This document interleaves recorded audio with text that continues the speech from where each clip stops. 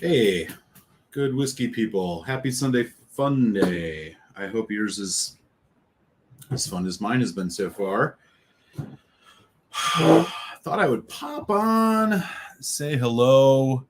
It has trying to get in a few more. Let me just adjust this camera slightly. Is that right? Yeah. Been trying to come on at a few more random what is it? 7 o'clock Central, 8 p.m. Eastern Time Tuesday shows, just to create an opportunity to say hi to some folks who haven't been able to make those. So it's cool to be able to just kind of find a little bit of extra time to jump on and, share what's going on. I have been doing some tastings this morning. I actually just recorded a exclusive review for Patreon supporters, that is part of the Patreon deal, of the Balvenie Ton 1509 Batch 5. And so if you are a Patreon supporter, check your email inbox and or the Patreon website. You will see that review waiting for you. Since I started with that, I've been kind of tasting a couple different things. I just had another dram of the Bruichladdich. In fact, actually, let's wait a few minutes. Give folks a time to jump on. We already got somebody in the house, a couple folks. Hey, it's our good friend Donner Pass Whiskey. What's up, brother? Good morning from NoCal. Slept in, so coffee right now. Hey, man, you're a hardworking guy. You deserve it. What's your coffee of choice? You a light roast, dark roast, medium roast guy? I still have a bit left of mine in this wonderful Yeti cup that was gifted to me many years ago for my birthday. It is a game-changing coffee mug, let me tell you. Your coffee will stay hot for hours. Roy! Hey, how you doing? Good to see you, man. Nice to have you in the house. Stand by the dram. Hey, Eric. Hey, things are well. How are you? Thanks for swinging through. I've been on a little bit of a flight since recording that Patreon exclusive review of the Balvenie Ton Batch 5 of the 1509 series. And what else did I have? I had some of this, a whiskey that I just reviewed recently, Bruichladdich Isla Barley. This is the 2012. I did just do a review comparing it to the 2011 a while back. I think it was 2 weeks ago. A good whiskey. Not remarkable, I would say. I think the 2011 was better, but it's good. And in fact, Whiskey Neighbor just did a review of the 2011 Bruichladdich Isla Barley himself. So if you're not a subscriber to Whiskey Neighbor, you should go check it out. He does great stuff. He comes from Canada. Forgive me if I don't recall exactly where. But cool whiskey reviewer. We did a collab once. Looking forward to potentially finding a time to do one again. But what I've moved on to, there was one other dram I did in my flight. Might be remiss if I didn't mention it because it's so delicious. Bunnahabhain, 12-year-old, cask strength, 55.1. This was the 2021 edition. I like how they put that on the label. You know who could do that and make our lives a lot easier? Springbank. Springbank likes to put out 12-year-old cask strengths, and boy, unless you're the only thing that you can differentiate them by is the ABV.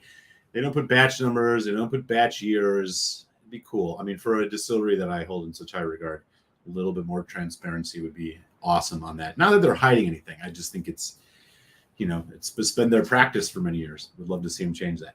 But speaking of transparency, I'm drinking a bourbon, which is the next on this flight. And it definitely, in many ways, hits the nail on the head for what I think good transparency in a whiskey should be. That is the Bardstown Bourbon Company Fusion Series. This is batch number 4.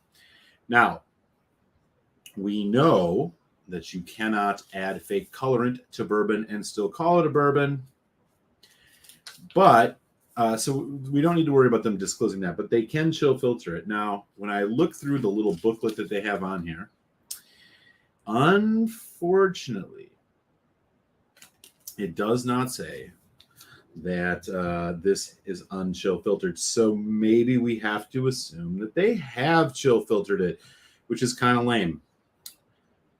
But there is some really, really good other stuff here that I think is a great model for whiskey distillers in the Scotch world, in the bourbon world, etc. So first of all, let me just tell you a bit about this. So this is called the Bardstown Fusion. They're a blender. They are not a distiller. So they're similar to like our friends at Barrel, another whiskey blender, which I think is doing great work. Here's what it says in the little booklet on top here. A complex bouquet of apricot, black cherry, and cinnamon, meat, oak, and smoke of 13-year Kentucky bourbon. And then a few more tasting notes.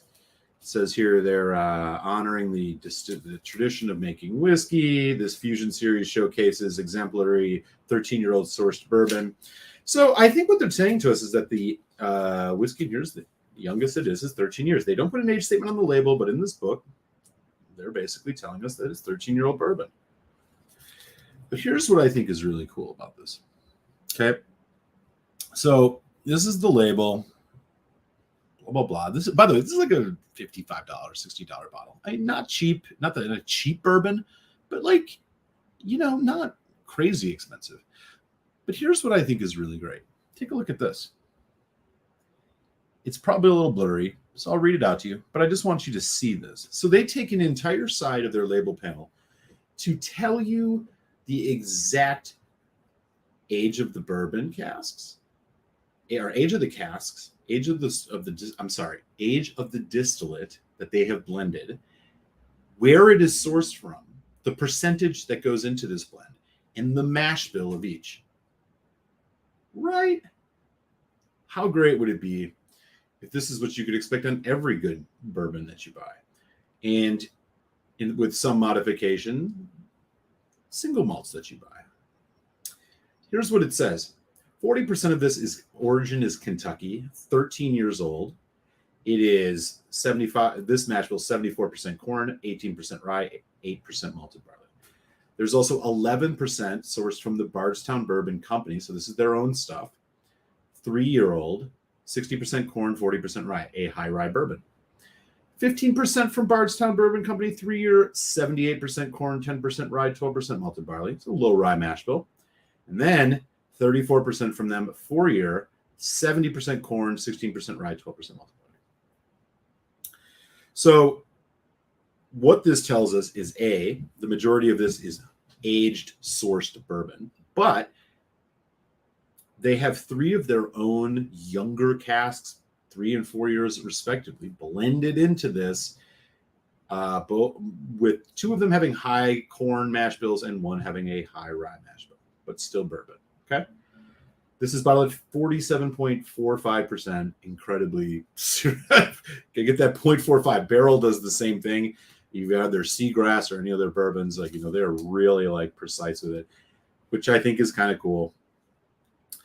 So look, I mean, I think that this is what I would love to see on every bottle of whiskey that I buy. Whether it's a bourbon, a Scotch, whatever. In the case of Scotch, even a simple breakdown of the maturation, right?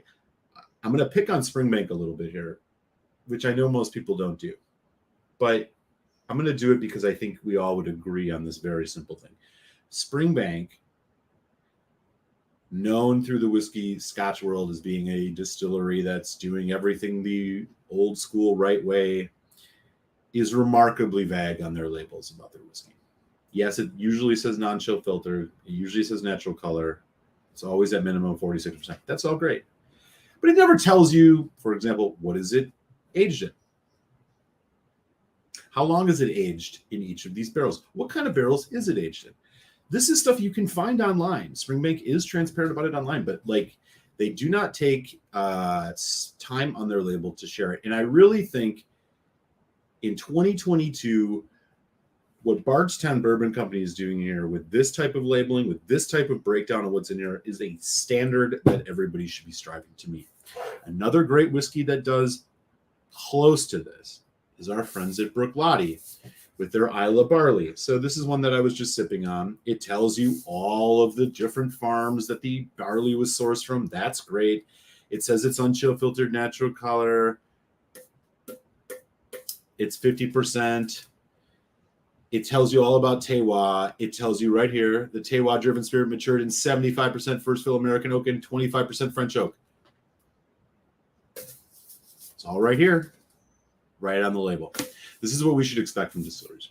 And I know Springbank, look, I almost want to give them a pass. But I'll be honest, I buy a bottle of Springbank sometimes and I'm like, if I can find it. I'm like, wait, what's the breakdown of this 12 cask strength that you're giving me? Every one of them is different. I think this was a year and a half ago, 2 years, maybe 4 batches back.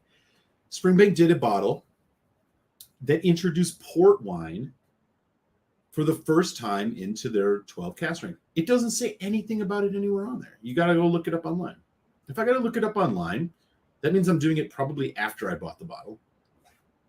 Maybe I don't like port. I do, but I should say I've started to. So look, Springbank is by far not the worst offender. I mean, we could talk all day about Scotch whiskey distilleries who make quality single malts that are intentionally obtuse and vague about the product that they're putting out. This could be because they want to spend more money typing marketing fluff. This could be because they just don't think about it. I don't know. There are a few exemplars who I think do this pretty well. Bruichladdich is close as it gets to a gold standard, I think, these days. Glencadam is also pretty good about this. Kilchoman is pretty good about this. Not really Bunnahabhain. Glenallachie, I'm not even sure. Let's take a look at the Glenallachie tenure. I know there's 4 maturations on this. No, they're not. I mean, they don't even tell you here on the front of the box it's non-chill natural. Let's take a look at the bottle. I think I want to think Glenallachie is better about this, but I'm not even sure. No. Distilled bottle in Scotland. No. Nothing on here about non-chill filtration or natural color. Nothing about the 4 barrels this has been aged in. Rioja cask, virgin oak, bourbon sherry. Like, they don't say anything about it.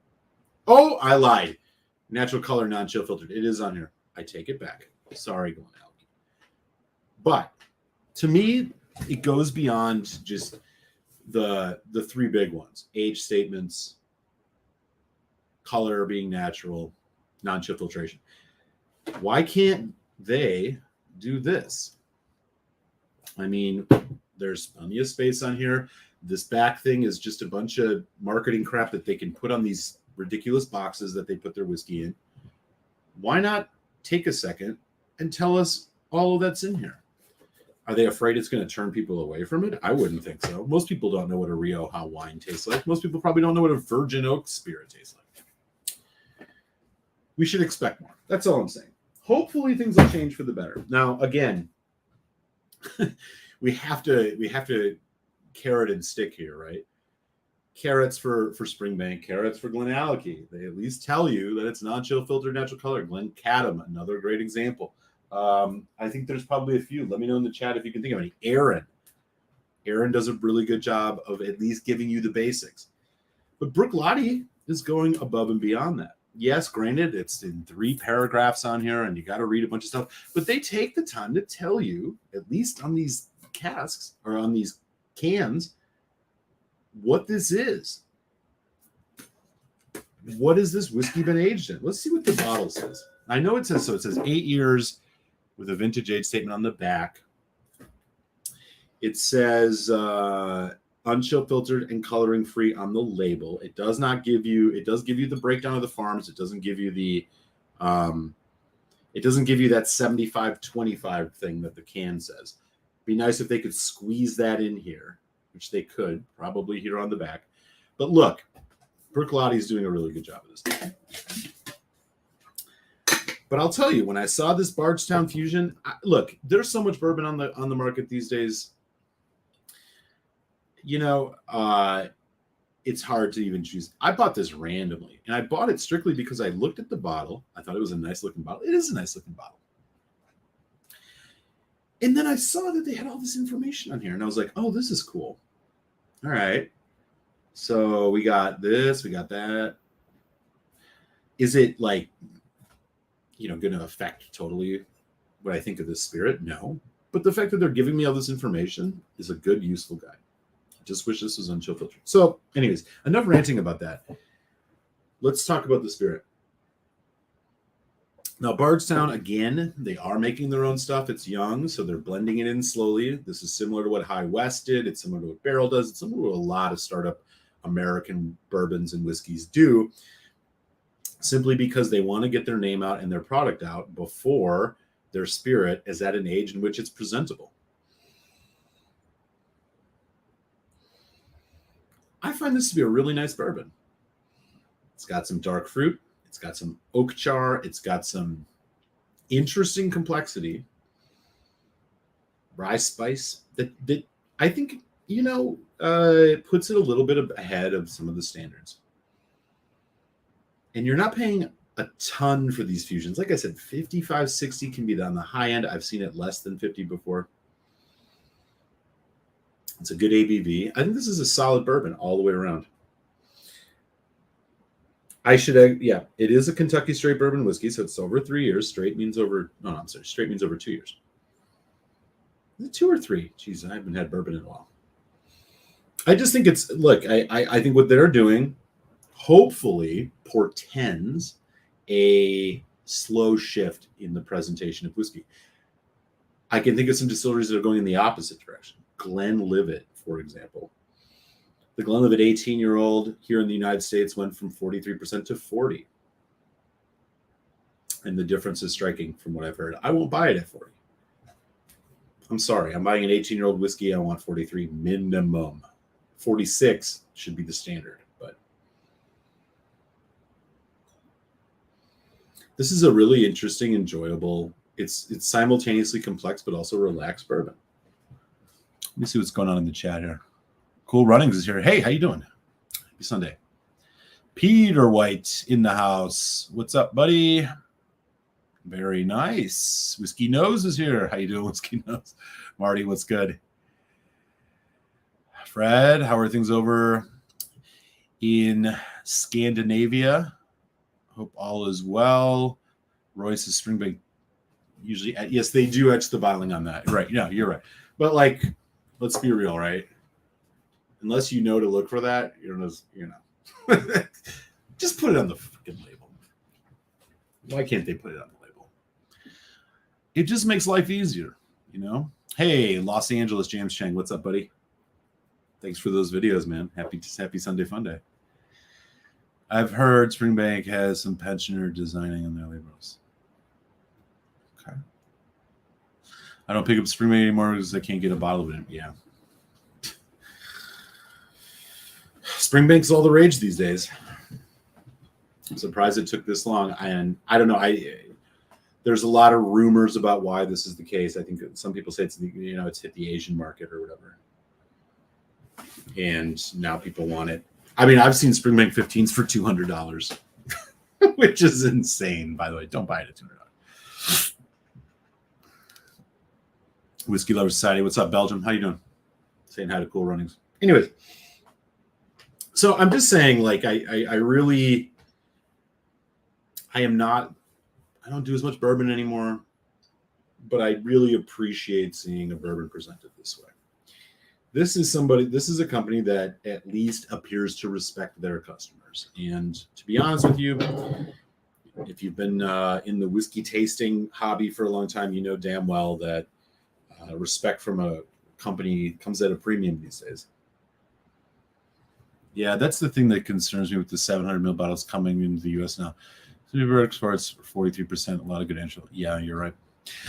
Look, and let's honestly also just build on that and say this: the fact that some of these whiskeys, Glenmorangie 10, Lefroy 10, Highland Park 12, among others, are bottled at 40% in the UK, but 43% here in the US. Why? Why? Is it a tax reason? Are they able to sell it cheaper? It could be that. I'm gonna guess it's that. But holy Christ, you see sometimes if you're shopping online overseas, and you see some of these whiskeys that are like, for me, like Highland Park 12 is a whiskey that I always have a bottle open of. It's just one of my go-to, kind of touches all the bases. If I don't know what I want to drink, Highland Park 12 is one of them I'll grab. But a 40% version, like, that doesn't seem like a great idea. And it's like that 3% ABV difference is huge. It's huge. I'd love to, maybe someday I'll get a sample of one of these and I can do a little side-by-side tasting, but I'm not going to buy one. A 40% Lefroy 10. Lefroy 10's already on life support. Let's be real.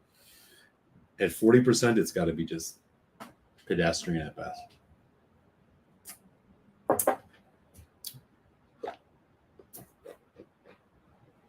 I like this bourbon. It has a bit of a Knob Creek character to it, but more depth.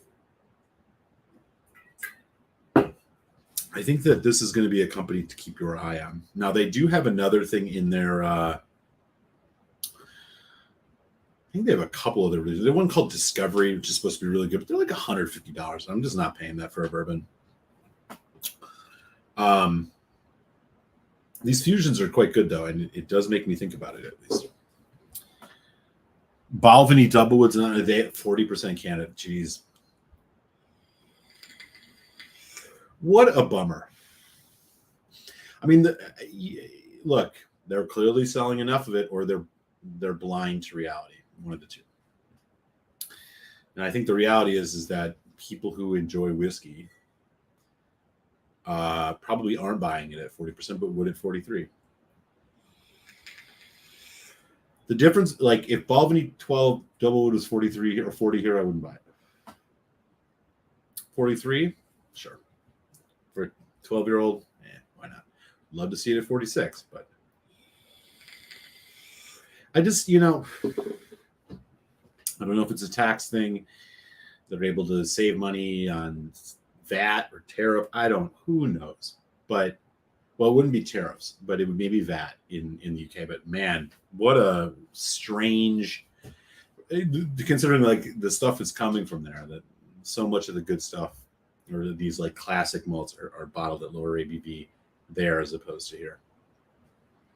That's why you see some of Ralphie's reviews, and I'm like, I don't even know if this is comparable to what I drink because he's drinking these UK versions, and the UK versions are, 3% less ABV. 43% versus 40 is a huge difference. Man, this, there's 13-year-old whiskey in here. It's almost 50% 13-year-old whiskey. That's obviously they don't put the age statement on it because they got the younger stuff in here. But boy, oh boy,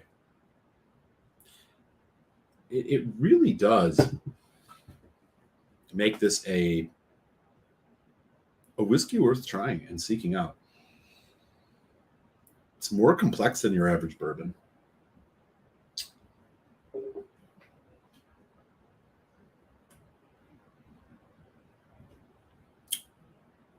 Well, what can you do? It's a bummer.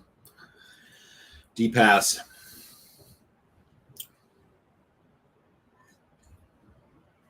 I actually don't know.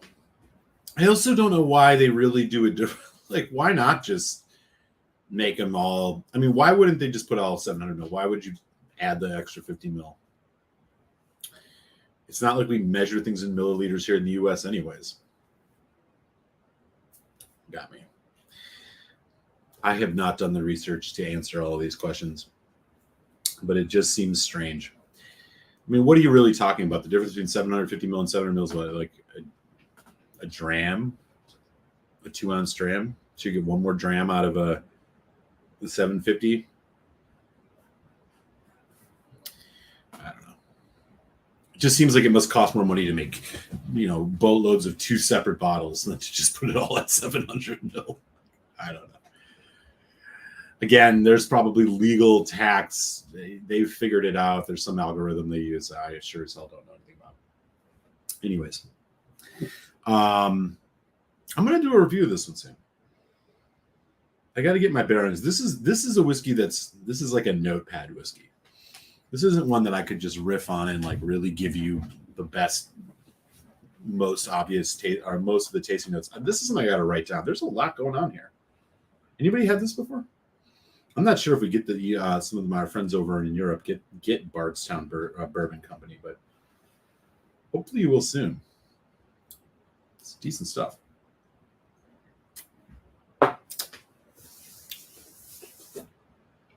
Mm-hmm.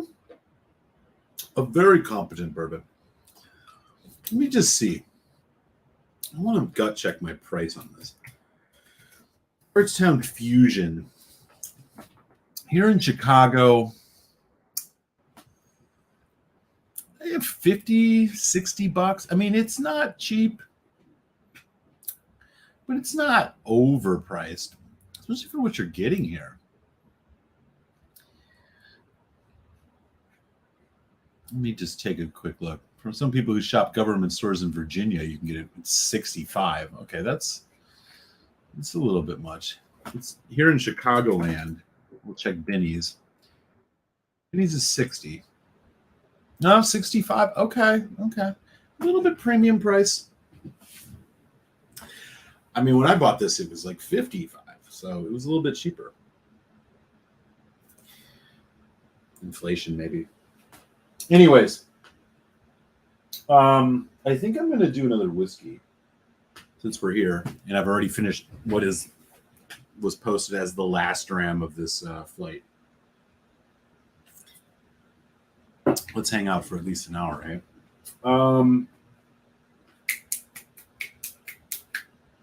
Should we go Scotch? Should we stick in the bourbon rye realm? I don't know. Is this open? No. Wait on that one. Let's see here. What shall we do? I think we'll do something from the Scotch realm. You know what? Fuck it. Let's go back to a delicious whiskey. And the delicious whiskey is Bunnahabhain 12 cask strength. Anyways, again, I just want to reemphasize what Bardstown is doing here with this type of information on their bottle should be a freaking gold standard. Wouldn't you love to know? So here, let's take a contrast here. 2021 Bunnahabhain 12 cask strength. Not natural color, non-chill filtered, 55.1. That's all here. Doesn't tell you anything about the casks.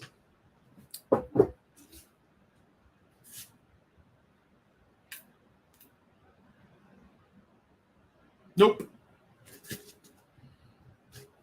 I don't know. They could just do better. I think people want more information, not less. I had one of these earlier, but I'm going to go back to it because it is really damn good.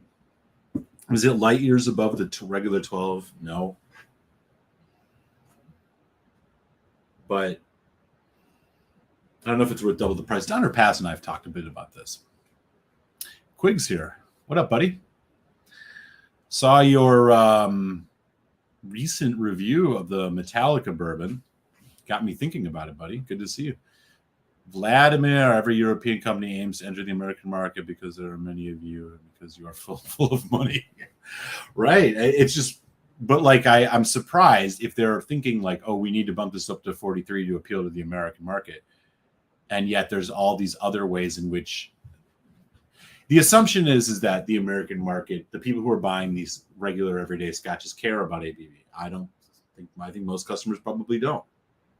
I mean, they don't think about it. They just buy it because they know the name. It's interesting they choose to raise the ABV, but other things they're not more full of disclosure, et cetera, about what their stuff is aged in. It's interesting. South Africa is also 43%, 750 mil. Oh, okay. Good to know. Quigster's on vacation. That's right. Hope you're enjoying it, buddy. Good to see you. By the way, Quig, for folks who don't know, Quig and I have been sharing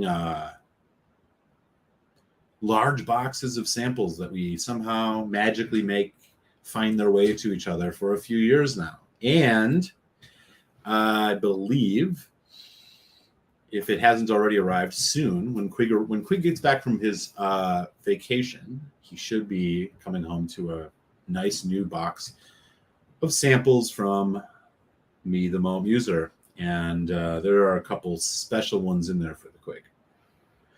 I am still making my way through some of his latest samples. And on Tasty Tuesday, I will be revisiting the Ardbeg 10, but I'm also going to be tasting a quick sample for those interested. Smoke Point from Shelter Point. It's a distillery in Canada. Quig is like a VIP there. They know him by his name, and he gets a lot of those whiskeys. He has shared many of them with me, which has been awesome. But I'll be checking out one of the more heavily peated ones on Tuesday. Hope you guys can join. I'm on, of course, at 8 p.m. Eastern, at 7 Central, every Tuesday. Well, mostly every Tuesday, unless I'm on vacation. Lots of rest. Good to hear. So here we go with the Buna 12. Little flinty. The 12 cask strength, I should be more precise. One of the things I love about Bunnahabhain, I was saying this last week on my Bunnahabhain 25 show on the on Tasty Tuesday. There's a recording of that if you haven't seen it. Check it out. Bunnahabhain just has this old bookstore note to it for me. Like, I've walked into an old, you go downtown and there's those old kind of independent bookstores that are just filled to the ceiling with, old books that have been sitting there, they've been around for 30, 40 years. It just has a certain smell to it, a little bit like a basement, a little musty, a little bit like slightly mold, but it all comes together in a harmonious kind of distinct smell. I get that in Bunnahabhains. And this 12 cask strength is no exception. A bit more sherry nuttiness, though. It's really quite nice.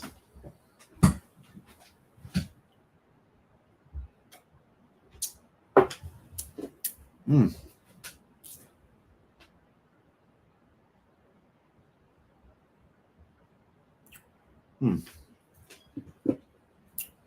Has anybody had the 2022 release? Is it even out yet?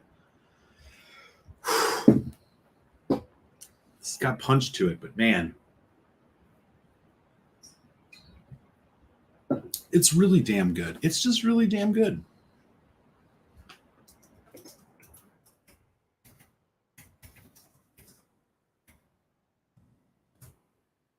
One second.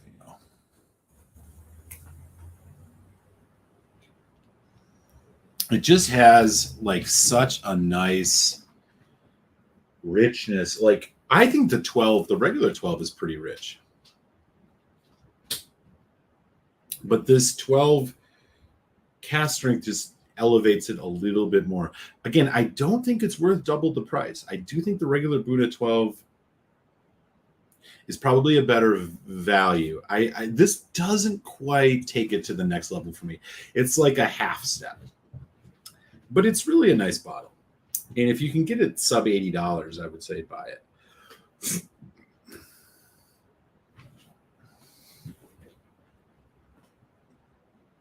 Yeah. You're right. Yeah. Vlad. Thank you, sir. Thank you. Yeah, it's been a work in progress, so to speak.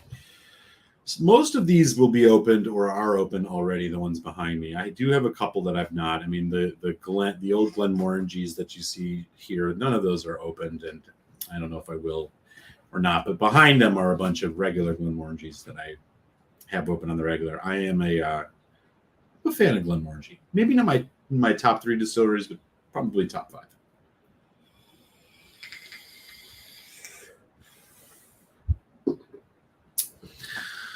All right. Yeah, Bunnahabhain 12 cask strength. It's unmistakably Bunnahabhain. Unmistakably. Nothing smells like Buna. They have a signature. You know, some distilleries, I just feel like their signature is more prominent than others. Glenmorangie, not so prominent. Bunnahabhain, definitely prominent. Glenallachie, not so prominent. Laphroaig, very prominent. Highland Park, very prominent. Old Paltney, Glengoyne,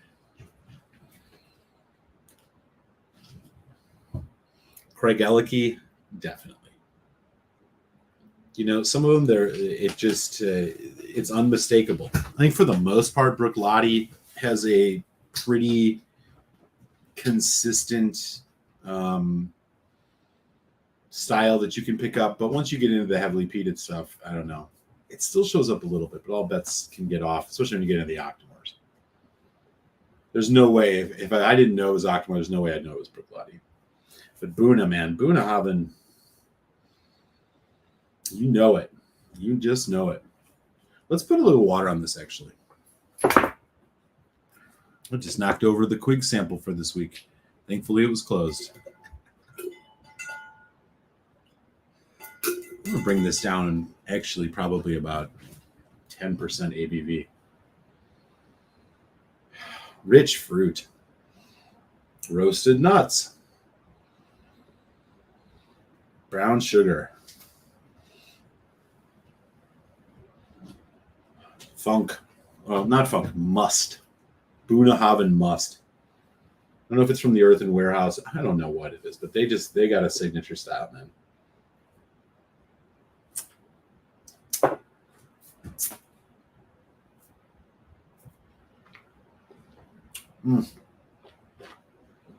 It's better with water. It's just better.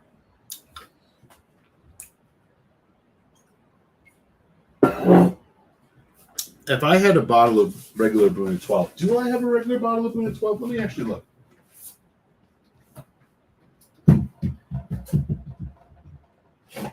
I don't think I do. Let's see. I do. Let me grab another glass. Let's just compare this. I'll be right back.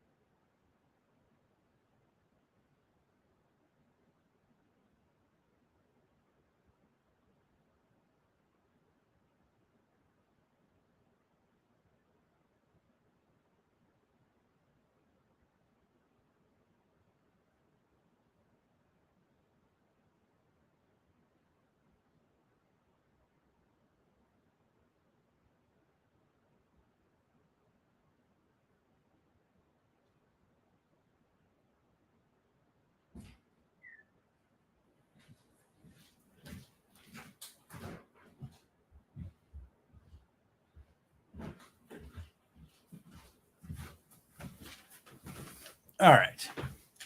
I got an extra glass here. Let's do a little impromptu comparison. Wow, look how dusty this is. I've clearly not been drinking a lot of this one. It's the old label, too, for what it's worth. But it's still 46.3. It is still not chill filtered.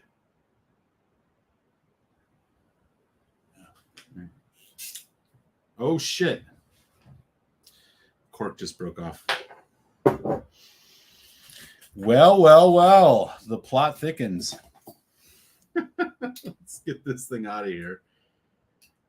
If we can. Son of a bitch. Oh, I hate this. This is why you should always keep good corks that you get from other bottles, because when this happens, you're really shit out of luck.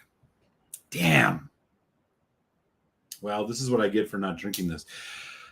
Let me go grab an actual tool to deal with this. I'll be right back.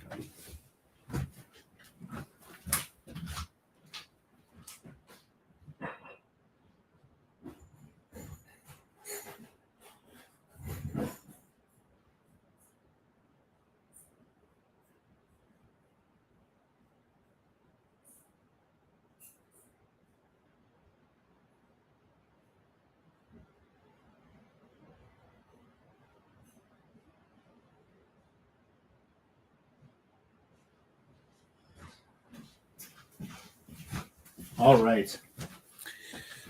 The corkscrew came through. I don't have cork floating around in here. How about that? Thankfully, and I do recommend you whiskey hobbyists have yourself a nice baggie filled extra corks. So we will find a cork that fits our Buna. I bet I even have a Bunnahabhain cork in here. Definitely got some Ardbegs. Let's see. How about this one? Too light. How about this one? Perfect. Ha! Take that.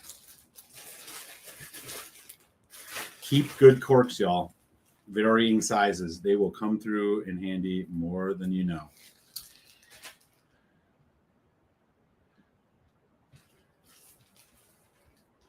Leo, out there in Arizona in the Sun Valley, I hope you are figuring out a way to stay cool, sir. I know it has been brutal out there. It is great to see you. Yes, it really does.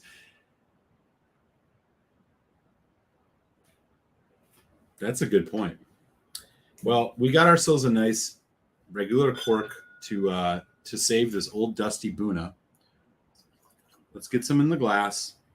I'll put a little bit of water on it just to keep it fair, because I know I put some on the other one. We'll try them both neat again, too.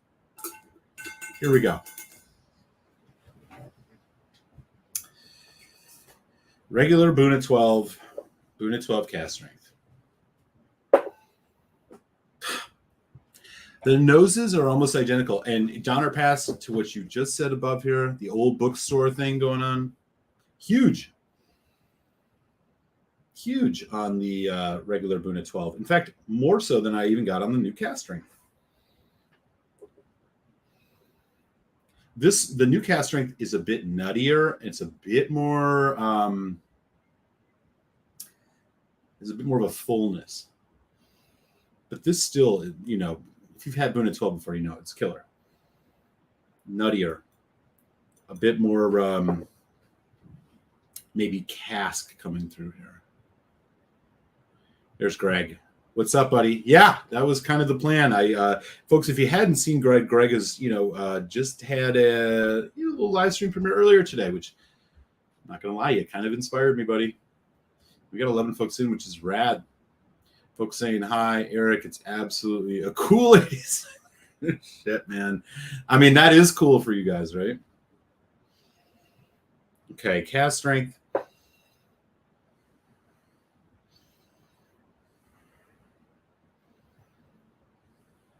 Their noses are so similar. This is Glenmore Bunnahabhain 12 cast strength, 2021, 55.1, and then the Bunnahabhain 12. It's an older bottling. Lord knows from when. Not that old, but not natural color, non-chill filter as well. Just doing a little comparison here. Okay, here we go.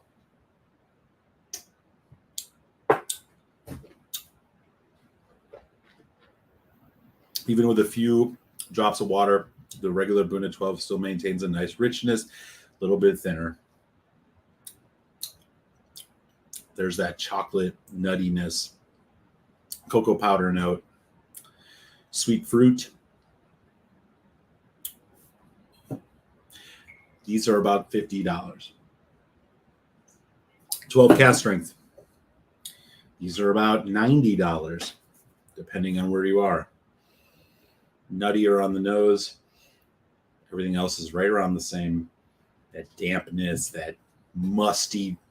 Again, as I was saying earlier, the old bookstore, the old downtown bookstore.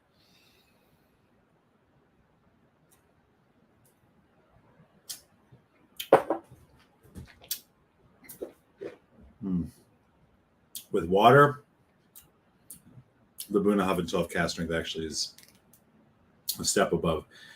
Neat. I'm not sure. We'll do neat after this, but this, it's still a little bit hot. It's what you expect from a cast strength. It's more, flavors are bolder. But it's still a little bit hot, and it kind of throws me off here. All right. I want to do this neat, so you all don't see this often, but I'm literally just going to down both of these right now.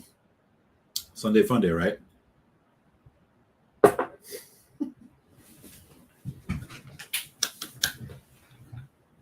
Woo-wee!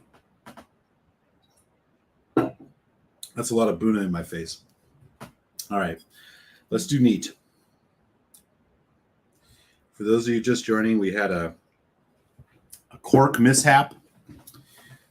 My old bottle of Buna 12 must be so old that the cork had completely deteriorated into 1, 2, 3 pieces. Which, again, if you are a whiskey hobbyist or just getting into this, I really implore you, when you have bottles of varying cork sizes, start collecting them. I got like 10 here. I got another bag, not in here, but there. Just save corks, man.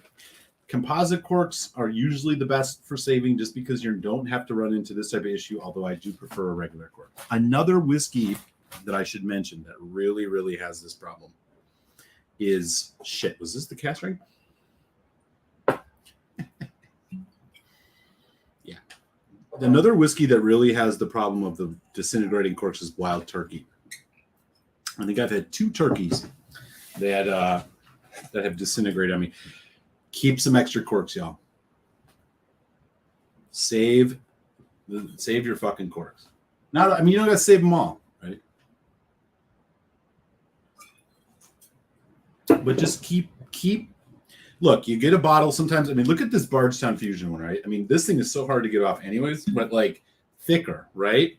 The Bunnahabhain corks, thinner. Look at the difference between these two. Good idea to put these away for a rainy day. You need some different sized corks sitting around because your whiskeys, especially if they're regular corks, they're gonna fail you eventually if you're not drinking them fast enough. And if you're like me, I unfortunately do not drink them fast enough. Unfortunately. This one was actually okay to save. I was able to do it with the corkscrew rather daintily. Normally, man, sometimes these things, you try to get it out, they'll just fall right apart. But yeah, look at that. Shit. I've had new bottles or bottles that I bought new. They clearly weren't new because the cork was bad. I'm thinking about a Wild Turkey bottle I bought a while back called Rare Breed, which had this problem. Okay. Cask Strength 12 clear winner with water. Let's talk about the difference between the cask strength and the regular neat. Cask strength neat or cask strength regular. Colors are about the same. In fact, the regular looks a little darker. Man, these noses. Nice sherry. Bookstore funk. I'm going to start trademarking this. The bookstore musty funk is I don't know if anybody else has mentioned that. Oh, man. Dirty, dusty sherry. Good fruit notes. Nuttiness. Almonds. It's just great. It's a bit stronger on the nose, as you'd expect from the cask strength. Let's go with the taste of the cask strength first.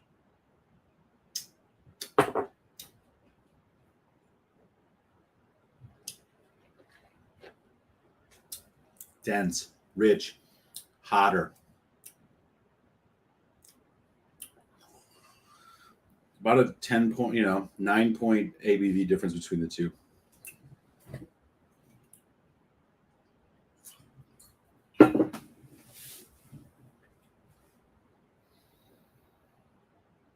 I love Bunnahabhain. Regular.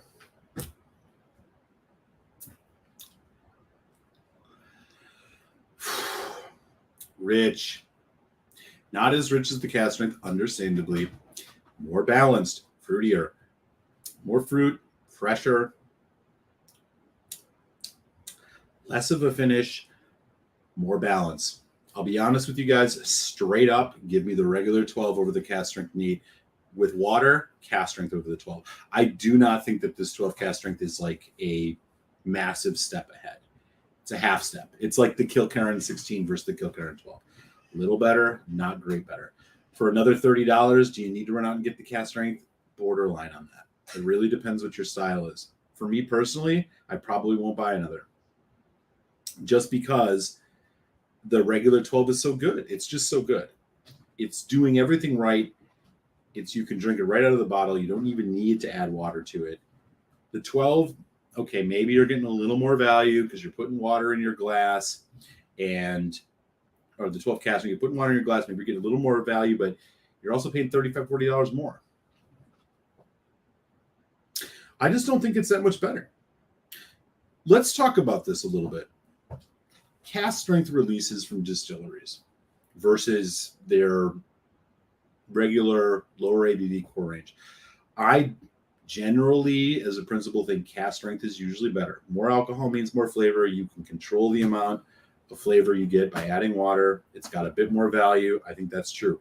I think there are plenty of exceptions to go both ways here. So let's start with the ones that I think are better at cast strength. Lafroig 10. Unquestionably the monster of Isla, probably, in my opinion, the quintessential Isla whiskey. Way better than the Lafroig 10 regular, even at almost double the price. Sticking on Isla, Bunnahabhain 12 here. Look, I think it's a rub. I think this Bunnahabhain 12 cast strength is good, but I don't think it's that much better than the regular 12. And honestly, a straight out of the bottle drink, Bunnahabhain 12 regular, I think, is better. With water, the 12 cast strength clearly excels. So it's kind of a rub. Let's think about like the Bruichladdich. Isla is tough. Bruichladdich is a good example. Let's move over to the mainland here. Glengoyne. Okay. Glengoyne 12. Folks are going to maybe disagree. I think Glengoyne 12 is the best bang for the buck out of that range. Of a range that is very topsy-turvy. I think the Glengoyne 10 is mediocre. I think the 12 excels. I think the 15, which is now discontinued, excels. I think the 18 is overrated. I think the 21, debatable. The 25, way too expensive, but a clear winner. Glengoyne cast strength, what does that come in at? I don't know. Batch-wise, 60%, 55%. Let's compare it to the 12, just because like we're trying to get the age statements right. The 12, the cast strength has no age statement on it. Compared to the 12, look, they're both solid, but give me the 12. Just give me the regular 12 at 43%. I do think it's just even with the value you get out of that cast strength, I just think it's a better dram.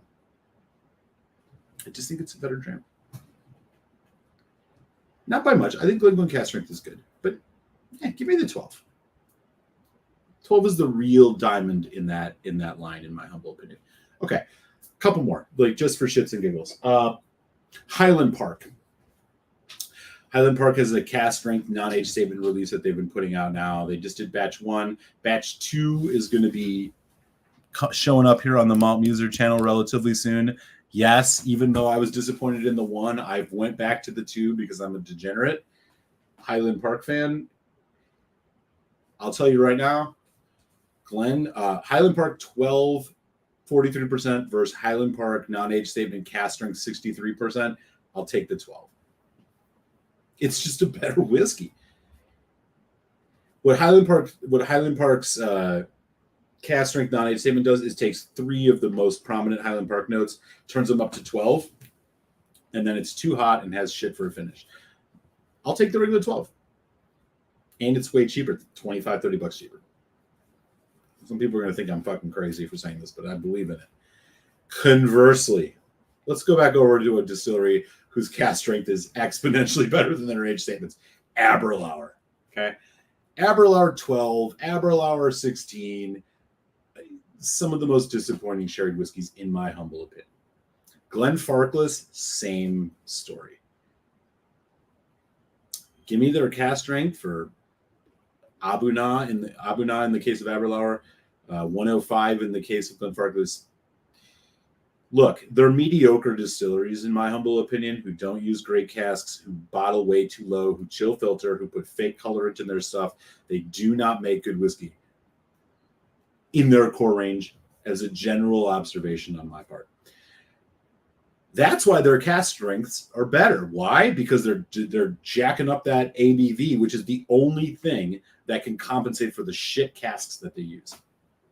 The higher the ABV on an Aberlour or a Glenfarclas, the better, because you're just not going to get much out of it otherwise. I think those are both really disappointing drams. Now, let's flip it and reverse it to another heavily sherry distillery where I think it's the opposite. GlenDronach. Notwithstanding the issues going on with GlenDronach these days, GlenDronach age statements are better than their cask strength on NAS in almost all cases. Maybe not the 12, definitely the 15, which is comparable at price. GlenDronach 15 Revival versus their non-age statement batch strength, it's not even a question. Give me the age statement.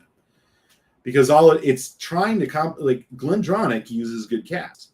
So really the cask strength I don't think is bringing that much more to the table other than a bolder flavor and more heat.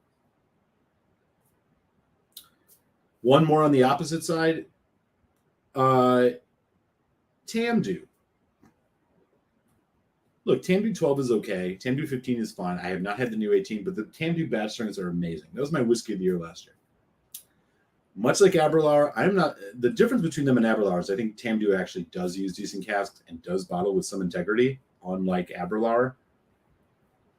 But the Tamdu batch strength is just it's a beautiful whiskey in its own right. It's just fantastic stuff.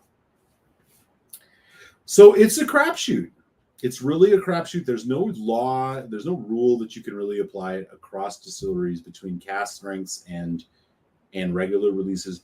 My general feeling is that, and Tamdu being an exception, if their core range is underwhelming, their cask strength is going to be a better example of what their distillery can do. If their core range is solid, decent stuff, age stated, the cask strength is only going to bring a little bit more to the table in the full picture. In the Highland Park, Bunnahabhain, great examples of that. On the other side, Aberlour, Glenfarclas, for example. So best I can do. So I'm not even really picky choosy when it comes to the cask strength stuff.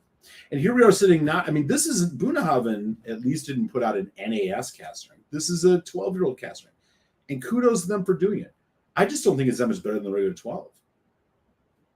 With water, sure, it stands up a little bit more. Maybe you're getting a 1 1/8 bottle of regular Bunna 12 out of a cask strength bottle. But the regular Bunna 12 is so damn good.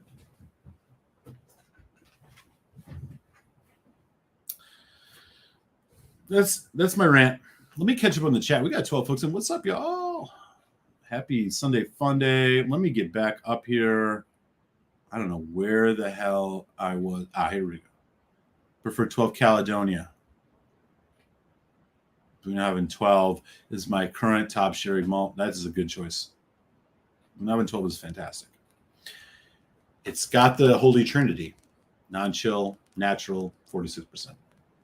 Everything from there, it's all about style.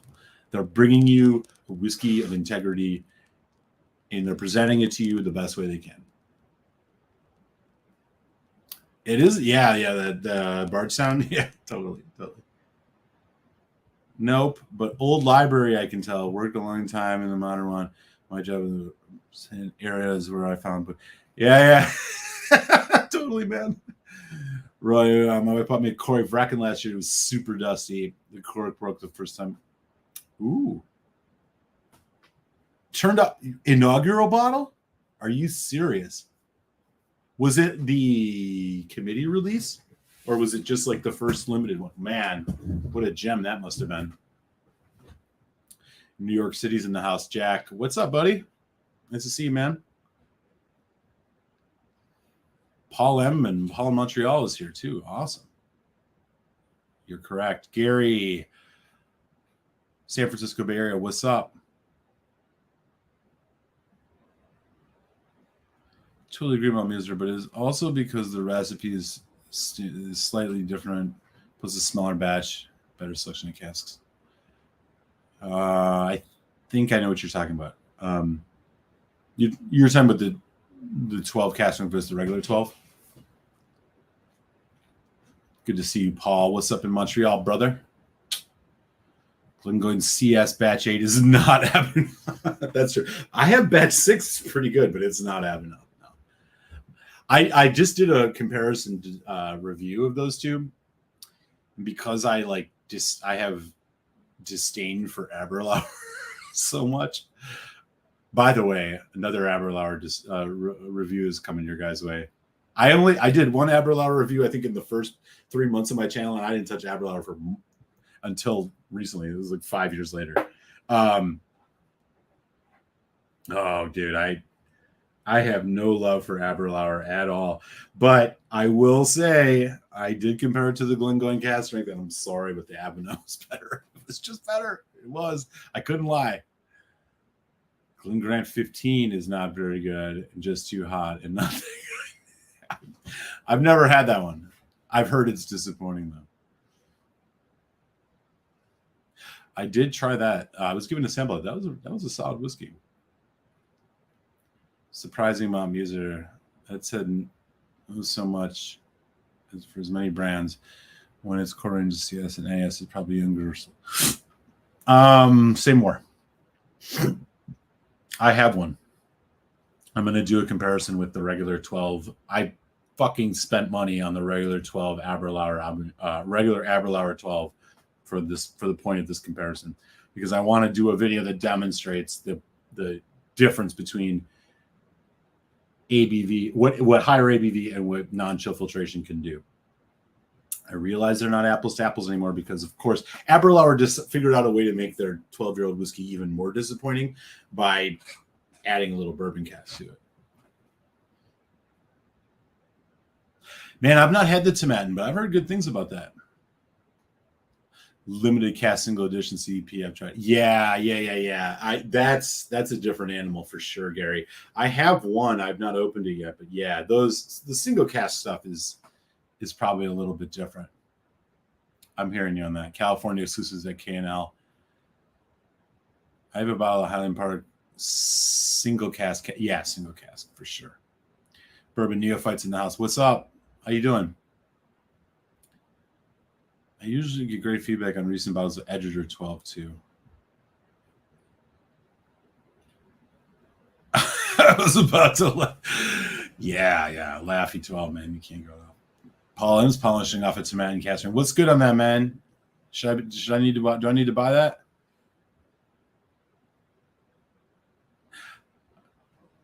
Yeah, look.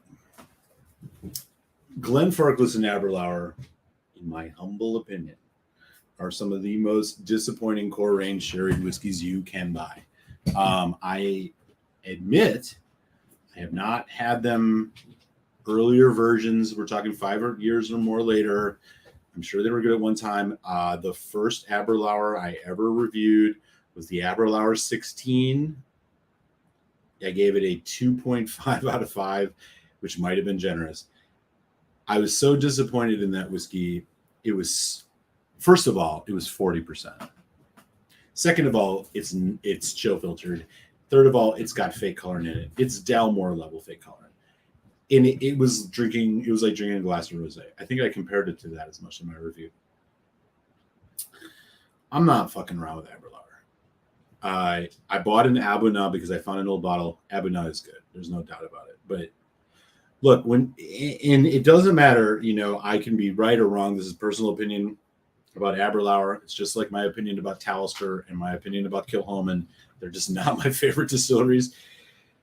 You can have a bad experience with a distillery, and you really need to challenge yourself to try another expression of them, because you could go years without trying another one. And I made that mistake with the Abuna. I should have bought it earlier, and I didn't, because I was so turned off by the paltry expression that I got from their 16-year-old. I guess my general thing is, I would encourage folks, even if you had a bad expression with a distillery, unless you really just fundamentally hate, there's a difference between completely disliking the profile and having an expression that you don't really like. If you have an expression you don't like, you should really, if you're a hobbyist, challenge yourself to try something else from the distillery, because you can shortchange yourself quite a bit. Now, in the case of Aberlour, I did shortchange myself because I didn't try the Avenel. In the case of Glenfarclas, it's been nothing but disappointment. Here in the United States, I'm going to give you guys a little sneak preview of what's coming up this week. My review next Friday is the Glenfarclas 15-year-old. Not available in the United States. It is only available in the UK. And we were talking earlier about how UK bottles are less ABV than US. Well, this 15-year-old, which you can get overseas or not, you can get outside the United States, is 46%. The whether you buy in the United States a 12, a 17, a 21, a 25, they are all 43%. They're all the most tired cast. They are so underwhelming. They will bore you to death. But overseas, there's a 15-year-old Glenfarclas at a very, very nice price. And I have to tell you, my review coming out Friday does explore whether it is a diamond in the rough and whether this is a type of bottle you should be adding on to lower your shipping cost if you're buying a bulk order from overseas, because it's incredibly modestly priced. Keep an eye out. Patreon supporters, of course, you will see this early. It will be dropping in your emails within the next couple of days. That's all I'm going to say for now. Oh, man. Thanks, dude. Now I got to figure we're going to celebrate early. We're celebrating early. Thank you. You just solved the theme of my Tuesday show. We're celebrating early with a bottle. I'm going to be revisiting a classic bottle. It's posted already. Yeah, I mean, but that's just it, right? Like the family cast releases are a different animal. They're not core range and they're expensive. And you can't, I mean, where are you going to find those in the US too, right? It's hard. I've heard nothing but good things about them. I'll tell you, I pushed myself so hard. I want to like Glenfarclas. I want to be impressed by Glenfarclas. I bought a cast strength 21-year-old, which was an exclusive whiskey exchange bottling. You can see my review on it. It still was underwhelming. It drank on par with a GlenDronach 12. I regret not buying 2 bottles when I had the chance. Yeah, man, I know the feeling, dude. I've done that a bunch of times. Glenfarclas was a little mad at me and their French reporter because I did not disclose info that came from the city. Every reference from them core range. I mean, Forthville. I'm sure it is. If they're watching, I'll say no. Your whiskey sucks. Your prices lure unsuspecting people in to buy whiskeys they think they're getting a value on, but instead what they get is mediocrity. That's what you get out of Glenfarclas core range in the United States. You want 25-year-old Glenfarclas in the core range. When I bought it here at 43%, it was 25-year-old. It was $155. I was like, oh my God, a 25-year-old whiskey at this price? Yeah. Dude, you know.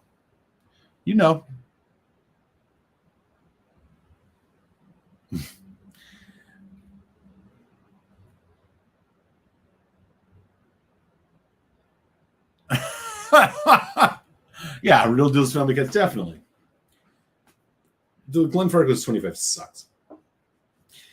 The worst part about it is I bought that really early in my journey because I thought I was getting something real special. I wanted to test where my palate was. I was like, oh man, 25-year-old whiskey. I've been drinking 12s, 14, 15s. I'm going to really test this, you know? Trash.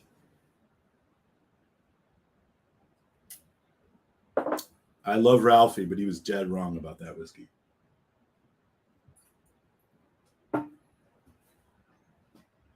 You won't have a whiskey that disappoints you more by its label than Glenfarclas 25. In fact, all of the U.S. releases. The 105 is not even that great, but it's better than the others. I would drink the 105 non-age statement, young, punchy, 52 point or whatever, 5%er over the Glenfarclas 25 any day of the week. The whiskey sucks. Don't waste your money. Vlad, you ain't lying. Check out my review on Friday, brother.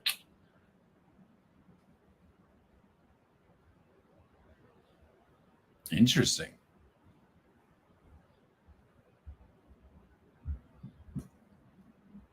Fair enough. Right, especially considering what we were just talking about, how so many whiskeys in the U.S. show up on the market at higher ABV. Why not release the Glenfarclas 15 at 40, which is 46%? It is 3 times better than their 25 to 43. I guarantee you. It is a night and day difference.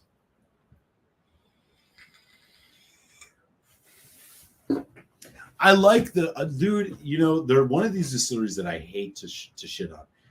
Family owned, direct fire stills, all this old school stuff. Yeah, that's great, but y'all make discount shitty whiskey. Give me a break. I would rather drink Naked Grouse over a Glenfarclas 12.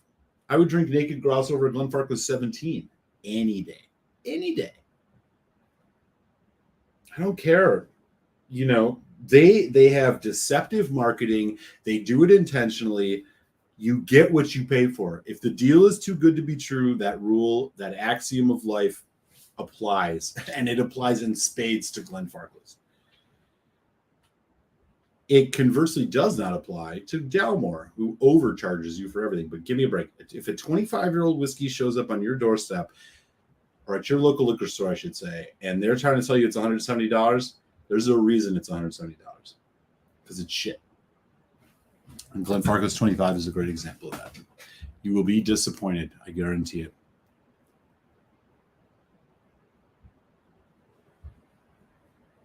Yeah. 105 is my first one. I liked it. Listen from you. Yeah, it's fine. It's definitely fine. That's what I heard. I haven't seen it yet. They must sell my local Shepherd's Glenfarclas on the shelf. Yeah, all of them. Don't even bother. I'm telling you, dude. Here's the only test you need to do. Okay, if you have the extra capital, buy a bottle of Glenfarclas 25-year-old, and then buy a bottle of GlenDronach 15. It doesn't matter if it's chill filtered or not. Go buy a bottle of GlenDronach 15 Revival. Buy a bottle of Glengoyne 15, and just compare them, and that's it. It's 25% less price. Just do it. You'll see what I mean. They suck.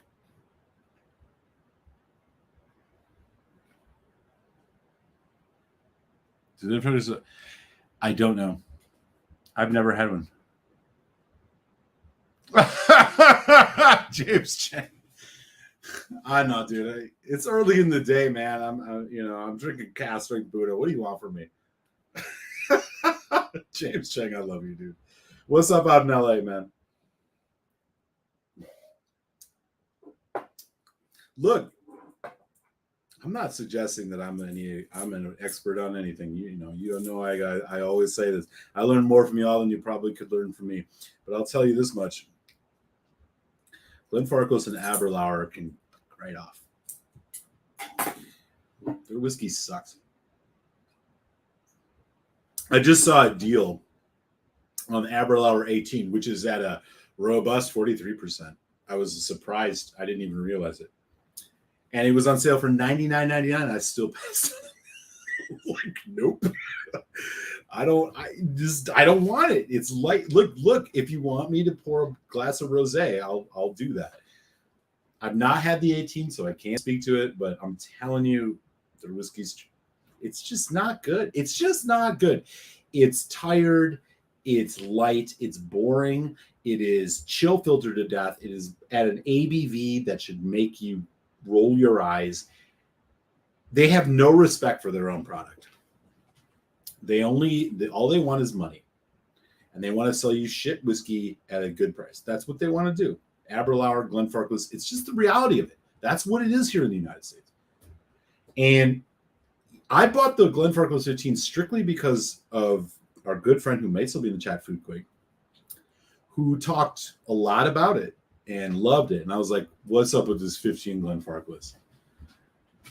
I rolled the dice 3 times on these guys. They constantly disappointed. One of my worst reviews, it was like my 5th review. I think I gave the Glenfarclas 25 at 3.25. If I could redo that, I'm sure I would have given it a 2.25. It was early days. Anyways, Quig says, oh, this is good. This is good. This is the one that converted me to sherry. And I was like, what? So I bought a bottle overseas. And then it shows up and it's 46%, not 43. And I was like, oh, that's interesting. And let me tell you, yes, the 3% makes a difference, but I'm telling you, there's more going on in there than that. I don't want to spoil the review. You guys got to watch the review. It's coming out Friday. Patreons, it'll be in your inbox Tuesday. Is it a diamond in the rough? Wait and see. Give me your clicks. I don't watch Ralph anymore, says Greg. Fair enough. James Ching and Mumuser, I had an Aberlour 16 sample from Remedy. Yeah, not much to say about it. 40. I mean, I'm glad you only got a sample. You didn't spend $85 to $105 on it. Fuck that whiskey. It shit sucks. It sucks. It sucks. We all know it. We all know it. It sucks. And they're going in a worse direction. Like I was saying earlier, there are distilleries. Look, the whole theme of today, we've been talking about Bardstown and how they're showing you all the different malts in their blend and how more disclosure is a great thing. We were having another one, the Isla Barley 2012 here, which tells you the percentage of each cask, gives you all this great information. It's bottled with integrity. This is what you want out of a whiskey. Guess what? Aberlour, much like Glenlivet with their 18, they're going the other direction. Because sherry casks are getting so expensive and they want to maintain that price point. Oh, they went away from all sherry casks. The 12, they're all double barrel now or double matured, which is their bourbon. They're putting bourbon in it because it's cheaper. Because they're so intent on maintaining their cheap price point for their cheap whiskey. That's what they're doing with their Sumo. I'm sorry. Like, I bought a bottle and it's over here. We're going to be doing a review of Aberlour 12 versus the Aberlour 12 48% non-chill filtered version, which exists. We're going to do a review. And it's going. I guarantee you, I don't want to bias it because I'm going to be as objective as I can. I guarantee you it's going to expose exactly just how shit that whiskey is. It's a $50. The regular 12 is a $55 bottle here in Chicago right now. My God. For that? You can spend $10 more, and even with chill filtration, get yourself a $12-year-old Glendronach, which is light years better. These are just facts. Sorry.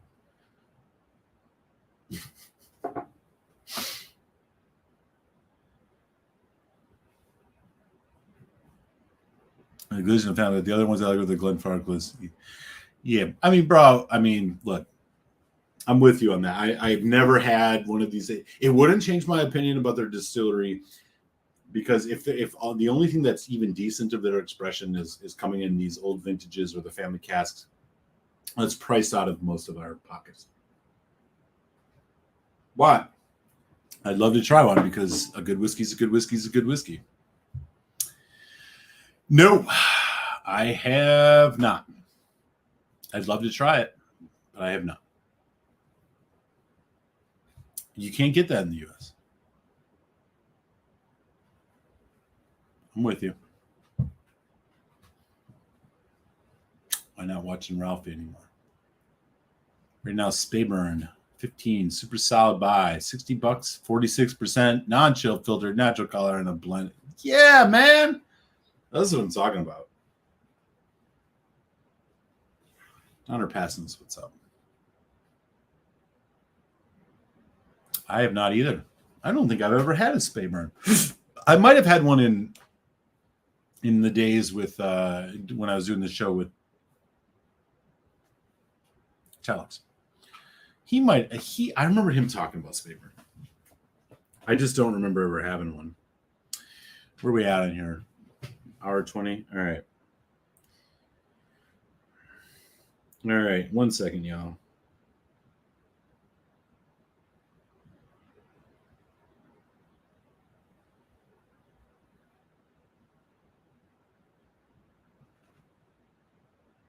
One sec. Negotiations. Okay.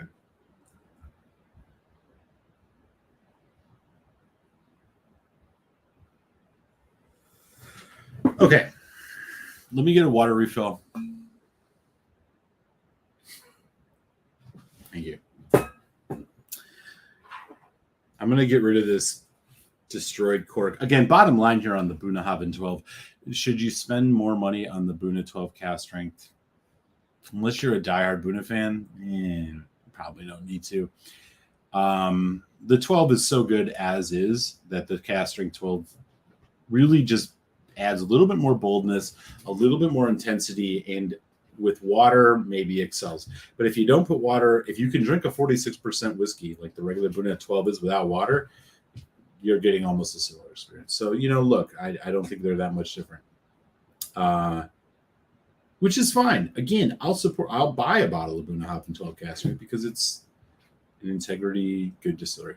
Okay, give me just a hot second, y'all. I need to get myself a little bit more water, and then let's drink some more whiskey, because that seems like a great idea.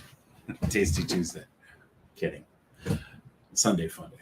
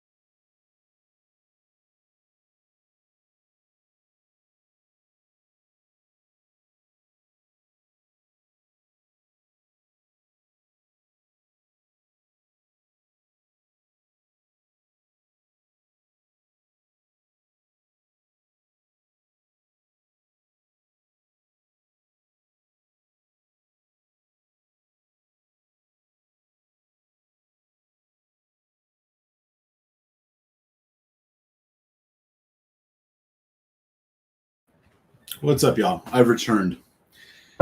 If you are a whiskey fan and you know damn well that you got to drink a lot of water, water is going to, it does numerous amounts of things. Keeps you hydrated, because whiskey definitely dehydrates you.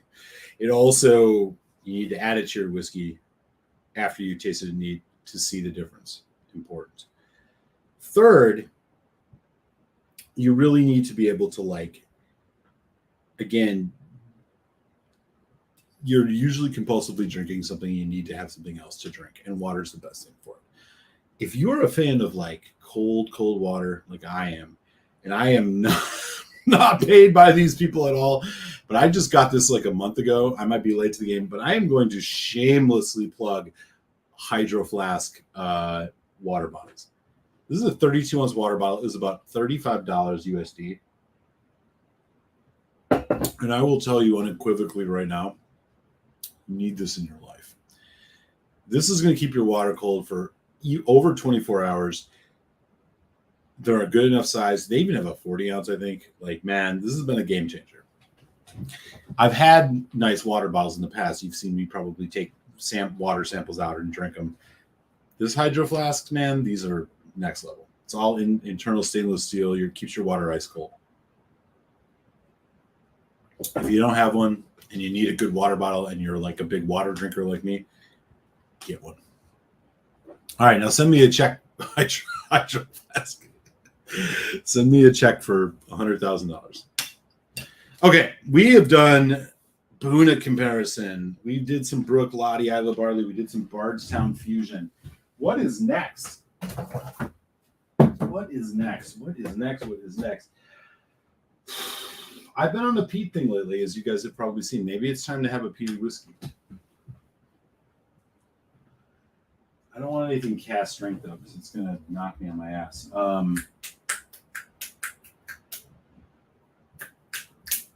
What should it be? Let me know in the chat right now your favorite Isla distillery. Just drop the name. Let's get a few in. Give me some ideas. And I'll grab a whiskey from one of them. I don't know which one I'll grab, but I'll grab a whiskey from one of them. Just give me a couple ideas here. Boonas. Boonas. Heavily peated whiskey. Madeira Tobermory. I don't have that. Oh, you know what I do have, though? Port Ellen. Shut up, Greg. Go home, Greg. Ain't nobody got no Port Ellen around here. Bourbon. What's up? Lafroig 10 Sherry Oak. I wish I had a bottle of that. I would do it, but that's a good one. So we got Froigs.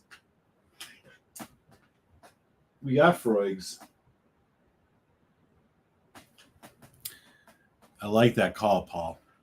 You're making me think about sherry-infused scotch, peated scotch. I don't have the sherry oak anymore. Or do I? No, I don't.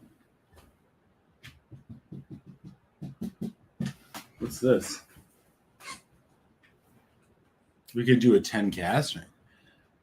Bedromic peat smoke. Oh, you know what? Let's do that. Okay. Good call. This is going to survive.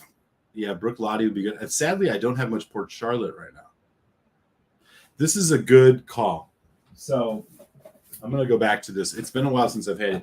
I did a review of this a while back, y'all. Kilhoman. I need something I know is going to be good. What do I have for Bowmore? I have a 18 Vintner Series Manzanilla cask. That's the only Bowmore I have. Now, I'm going to do this one because I think you guys... Look, I'll be completely honest. I knew it after like the third dram. This is going to be in my top 5 whiskeys of the year, and there's no doubt about it. The whiskey we're going to taste here, it's been a minute. Ben Romick Contrast Peat Smoke Series, Sherry Cask Matured, 46% ABV, all first fill sherry. Now, if you don't know anything about Ben Romick is a Speyside distillery, but they got peat. It's not like Isla Peat, but they got peat. Oh, look.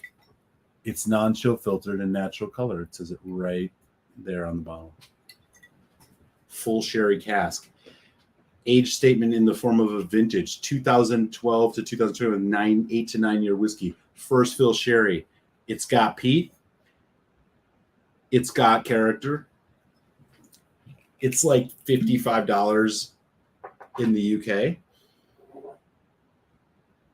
Don't be surprised if this is my whiskey of the year, y'all. You heard it here first.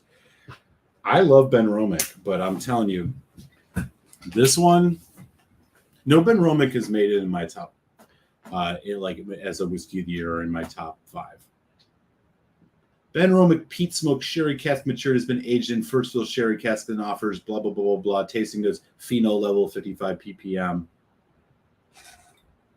They are owned by an independent bottler, Gordon and MacPhail. And despite their new labeling, which came out like 2 years ago, which looks like a freaking Russian vodka, their other one wasn't great either. This whiskey's awesome.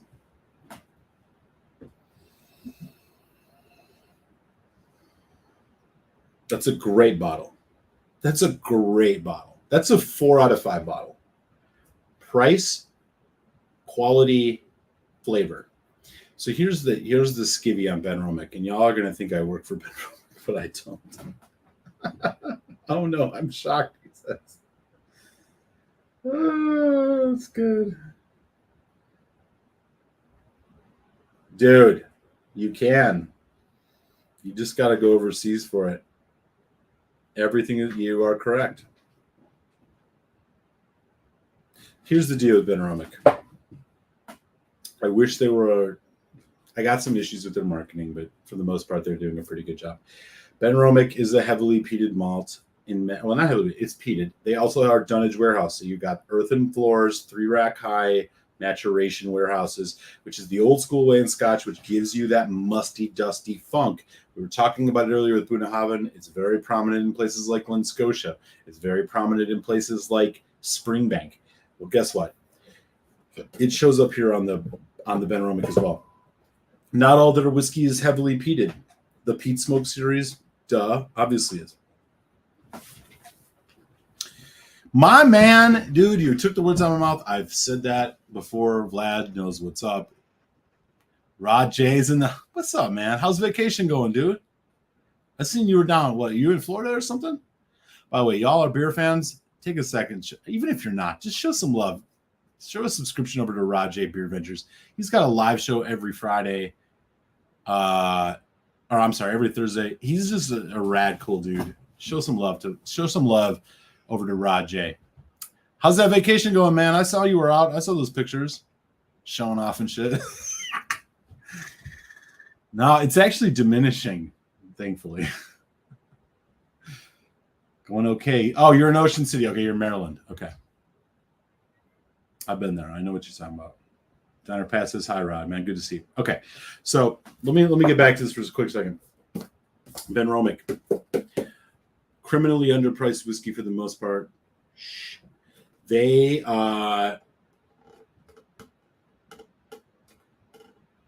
do things with a relative integrity. They're not all 46%, but they're 10 and they're 15, despite being 43%, punch above their weight. This peated range, freaking delicious. 9 years old. Whatever. Full first fill sherry cask. This is a $55 to $60 bottle. U.S. prices. You can get it from the U.K. You should definitely order it. If you haven't, this is definitely going to be in my top 5 whiskeys of the year. I'm not even lying. It's non-chill filtered. It's natural color. Everything is perfect about this whiskey for the most part. 46%. They talk a lot about their hand process. Everything's done by hand. Whatever. Take that for what it's worth. I don't know if it means much. What really matters is, again, what I said, non-chill filtered, natural color, and it's sitting here right on the bottle. This is full first fill sherry, and it's peated. Come on, y'all. It's 9 years old. Bada bing, bada boom. Let's do this. Fresh. More like a Lafroig peat smoke than an Ardbeg. Less earthy, more medicinal, but it is not. This is like let me rephrase. This is like if Lafroig and our Highland Park had a peat baby. You get a bit of that freshness. You get a bit of that medicinal note. You get a bit of the sweet heather. This is a distinct peat note all its own, but it's there and it's bringing smoke. It's not too smoky, but it's there. And the thing that's cutting through that is this beautiful sherry. Fresh, ripe, punchy, juicy red fruits, which are like balanced and kind of nice. There's a little bit of a bourbon cask type character to this. You get some malt. It's like a slightly chocolatey, slightly honeyed. What's up, Phil? Yes. I can only imagine. The nose on this is just divine. Sherry cask, peat smoke, butterscotch, honey, malt, warehouse funk. There you go.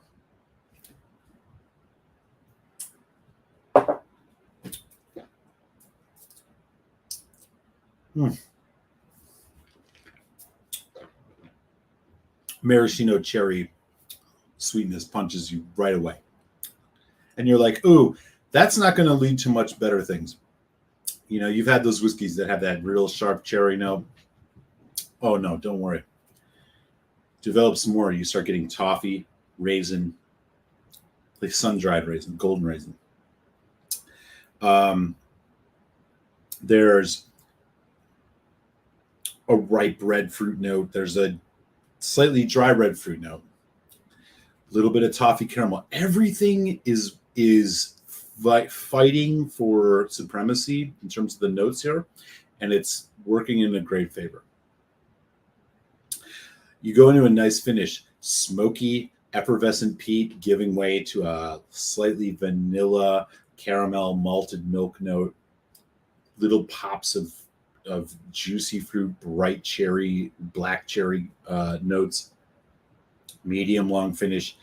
The only criticism I have of this, you just wish it had a little bit longer development, but this is a 9-year-old whiskey. I'm telling you right now, this is just fantastic stuff. Not overly peaty. It's not a peat bomb. It's not a sherry bomb. It's just a well-balanced mix of all of these things. I love it.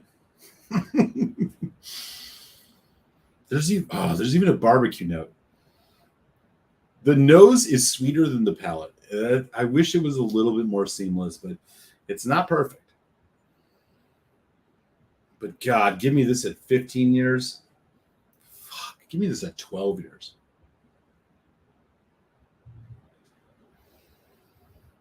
It's on the lighter side, but still, it just...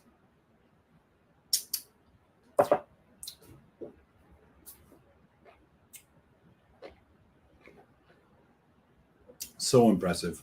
So impressive.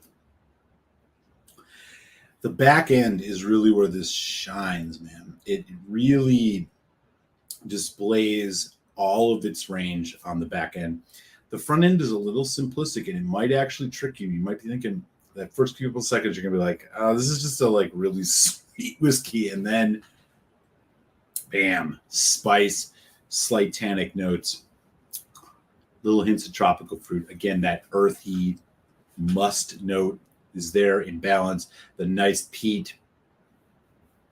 It's just a fucking good whiskey, man. There's just no doubt about it. This is going to be in my top 5 whiskeys of the year. There's no doubt. It wouldn't be surprised if it's in the top 3. The price is stupid. If this was, I'm surprised this isn't $85, $90. Just by virtue of like how these things are going. And I think it's because Ben Romick is not, it doesn't have the name recognition that, Lefroy, Lagavulin, whatever. Dude, if you like sherry and peat, this is okay. I'm going to rant for just a quick second. I buy a lot of whiskey from overseas, increasingly so. 5 years ago, I used to find deals left and right around the U.S. Not so much anymore. You can still find them. I buy a lot of things overseas.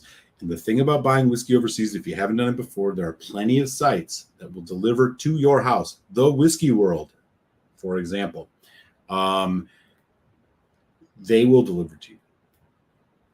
But the thing is that shipping can be a little bit onerous. Some sites, it's like $150 no matter what you order. Other sites, it goes up a little bit with each bottle you order, but it's about economies of scale. And what that basically means is the more bottles you buy, the less you are paying per bottle in shipping, right? So one bottle may be $35 USD shipping. 2 bottles might be 54. 3 bottles might be 70. You see what I'm saying here? So this is a great lower price add-on. Lower your shipping cost a bit, average that out a bit more, and get a great whiskey. Usually when I'm going overseas, I'm buying things that are exponentially cheaper than they would be in the U.S. Octomores, whatever. If you got a little bit of money, you're ready to make a big whiskey purchase, I implore you, check out some of the foreign sites. Whiskey World is a great example. Fine Drams is a great example. And as you buy more, it's going to reduce that shipping cost per bottle. And things like this, which are coming in at criminally low prices, i.e. 55 to 60 euros, are going to lower that shipping cost across those are the bottles. Those are the bottles you want to look for. And this thing is that good. I don't know why it's not out here in the US yet. It is what it is. I know you can get the regular cast strength and the regular peat smoke here, but which is bourbon cast. I'm telling you, this sherry one, this is an add-on bottle if you ever did have one. We were drinking one earlier today too, which was the which one was it? I was talking about this earlier. Another like great add-on bottle. I'll remember it. This is the kind of thing you want to just like. I can spend another $60, and I want to drop that shipping cost per bottle from $19 to $13. Ben Romick. Okay. Let me get back to where we were at. Rod J. Stop by.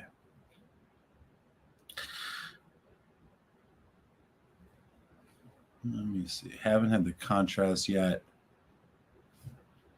There's a couple of them. There's the regular contrast organic. I think there's the contrast pizza. The organic is good too. They're all good, to be honest with you. Everything's first fill. Yep. Hoping Benaroma continues to be a super distillery. Don't need people chasing it. It would be nice if the core range went to 46%, but they're great. Yeah, 100% agree.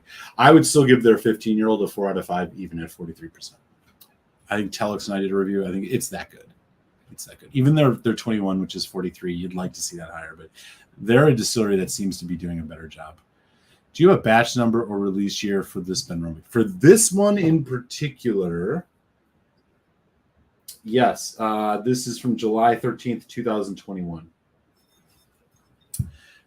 It's called The Contrasts. It's a series they do. There's a couple different expressions. The Contrast Peat Smoke.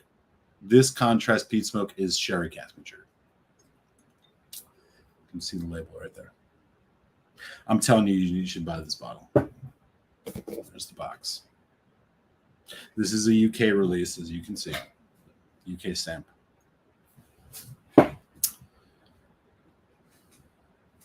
I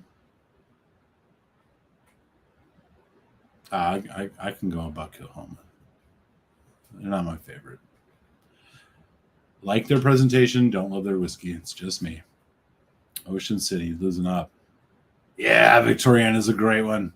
I hope you're enjoying that, brother. 96, seriously. I might have missed what that one was. Benaroma is actually decent whiskey. The German, yes, I agree.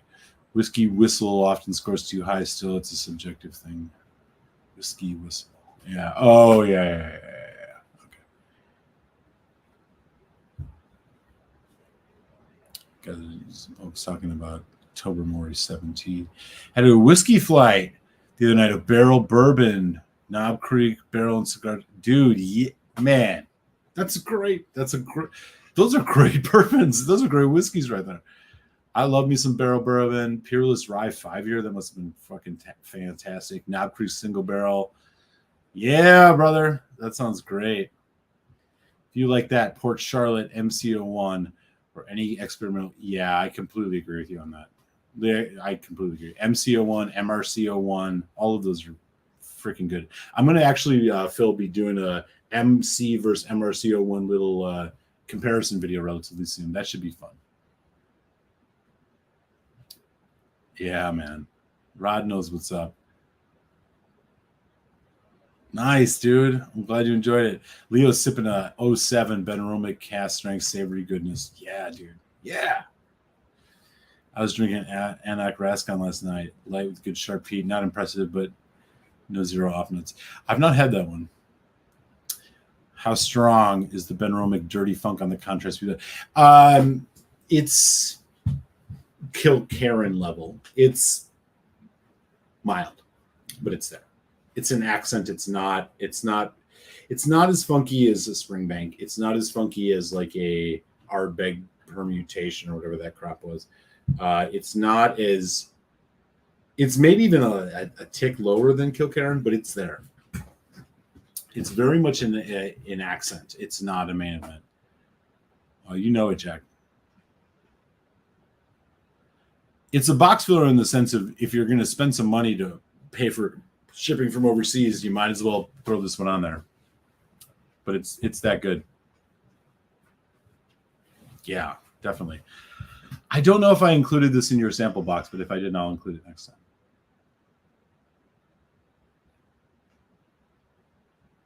Oh yeah, Glenn Morty special release. I live in Germany. Hey, guten Tag.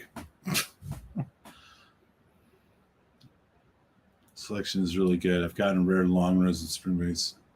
If you can get long row red 15, yeah, I've never seen the 15 Pinot Noir. I have the 10. But yeah.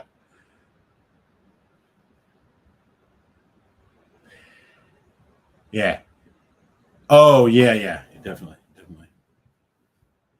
Hey man, it's all about the journey, man. It's fun. Eric, do you agree that most of the bottles have been filled this year are bad? I don't know. I don't know if I agree with it, mostly just because I don't have a sample size to point to. I've just not had enough. Most of the stuff I'm doing, man, I'm not chasing the latest bottle and trying to review it. And, unfortunately, that means I'm drinking stuff that was bottled last year or 2 years ago or randomly. Like, I just don't have enough time to get to it.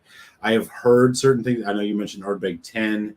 I've heard negative things about the Ardbeg 10. I do have an Ardbeg 10. I'm going to be drinking it on Tuesday at 8 p.m. Eastern Time UST or US EST. EST. I'm going to be giving it a taste, checking it out. Don't know what to expect, but I've heard, and honestly, what this has to do with, I think, is simply, in a lot of ways, supply and demand.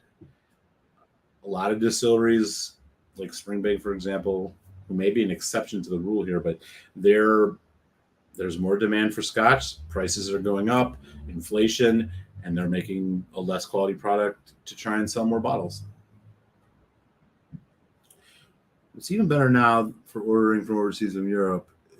Yeah, it's almost. I mean, it's been at almost parity, right? Yeah, 100%. Yeah, I'm glad you're completely right. Yeah. All right, look, y'all. I mean, I can't. If you've been following my channel, you kind of know my palate. I like a wide range of whiskeys, but there are some things I like more than others. I will tell you right now, this Ben Romick Contrast Peat Smoke is a sleeper whiskey. It's damn good. And hey, there's James Shang over in London. What's up? Or James Morgan. What's up, buddy? I have not. I've seen it. I haven't bought it. It was like $120, and I was like, oof. I've had not great experiences with Bowmore. It's an NAS. I stepped away, but I have heard that it might be the one to get. Okay, so we're going to wrap it up here because I need to make myself some late lunch and get on with my Sunday. It's been a lot of fun hanging out, talking whiskey, sharing thoughts, ranting about Glenfarclas and Aberlour.